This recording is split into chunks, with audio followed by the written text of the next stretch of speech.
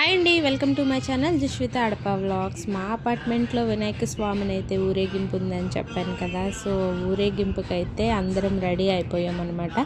ఇక్కడ ఎవరి గోల వాళ్ళదే, ఎవరు వినాయకుడిని వాళ్ళు పెట్టుకుని వీడియోలు ఫోటోలు ఇవైతే తీస్తూ ఉన్నాం. ఈవిడ చూడండి, కృష్ణవేణి గారు ఎంత ఎంజాయ్ చేస్తున్నారో. ఈవిడైతే అపార్ట్మెంట్కి టాప్ అనమాట. ఎందుకంటే ఎంటర్టైన్మెంట్ ఈవిడ ఉన్నారంటే అల్లరి చేస్తారు. అందరూ వినాయకుడిని పెట్టుకుంటే మా చిట్టి తల్లి కూడా నెత్తి మీద పెట్టుకుని అయితే ఒక స్టిల్ అయితే ఇచ్చేసింది. చూడండి, అందరూ ఎవరి గోలలో ఎవరి హడావిడిలో వాళ్ళు ఉన్నారు. ఇక్కడ మగవాళ్ళందరూని స్వామివారిని ఎత్తి నెక్కించడానికి అయితే చూస్తున్నారు. పాల వెల్లులు అవి ఇప్పుతున్నారు. మా చిన్నోడు చూడండి, వాడు వినాయక స్వామిని ఆడు పట్టుకుని అయితే తిరుగుతూ ఉన్నాడు, ఎవరైనా తీసేసుకుంటారేమో అని చెప్పి.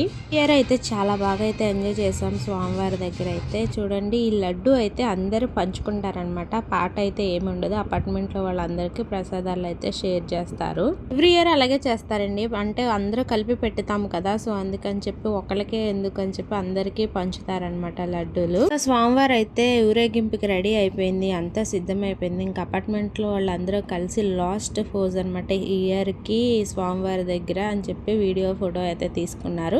ఇంకా అందరూ కలిపి స్వామివారిని అయితే వ్యాన్ ఎక్కించడానికి అయితే తీసుకొచ్చారు. మా స్వామి వెళ్ళిపోతుంటే ఎంతో వెల్తిగా అనిపించింది, చాలా బాధగా కూడా అనిపించింది.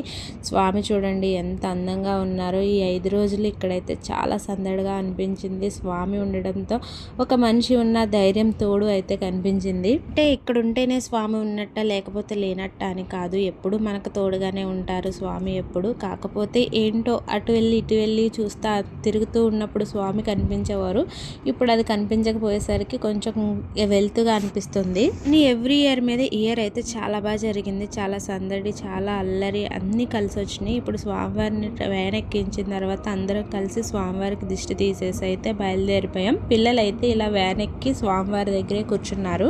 ఆమెను ఇలా కదిలించి వ్యాన్ ఎక్కించామో లేదో ఇంకా మా అపార్ట్మెంట్లో వాళ్ళు గోల చూడాలి. మొత్తం పిల్లలు పెద్దలు అందరూ కలిపి ఇంకా కలర్స్ అయితే ఫుల్గా కలర్స్తో నిండిపోయారనమాట. ఒకళ్ళు రాసేసుకుని మేమైతే స్వామివారి నిమజ్జనం కోసం పెద్ద దూరం అయితే వెళ్ళవసరం లేదు. మా వెనకాలే ఉంటుంది గంగాదేవి గోదావరి అనమాట. సో వెనకాలకు వచ్చేసి స్వామివారిని అయితే మళ్ళీ దిష్టి తీసి కొబ్బరికాయ కొట్టేసి స్వామివారిని అయితే సాగనంపేసాం, అంటే నిమజ్జన చేసేసామన్నమాట.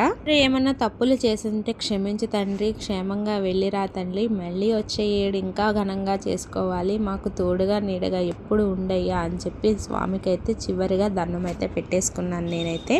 స్వామివారికి ఇలా కొబ్బరికాయ కొట్టారో లేదో మా వాళ్ళందరూ కలిసి ముందు స్వామివారి కన్నా ముందు వేళ్ళే దిగిపోయి బాగా ఎంజాయ్ చేశారనమాట. తర్వాత స్వామిని అయితే నిమజ్జన చేసేసాం. స్వామివారి నిమజ్జనం కోసం గోదావరిలో దిగితే గోదావరి చాలా ఫుల్గా ఉందండి. ఫ్లోటింగ్ చాలా ఎక్కువగా ఉంది. మా వాళ్ళు ఒక పక్క దీన్ని నిమజ్జనం చేస్తుంటే వాళ్ళు ఇంకొక పక్కగా ఫ్లోటింగ్కి వెళ్ళిపోయేవారు అనమాట. కొంచెం నిమజ్జనం చేసేటప్పుడు కేర్ఫుల్గా ఉండండి. మీకు మా వీడియోస్ లైక్, షేర్, సబ్స్క్రైబ్.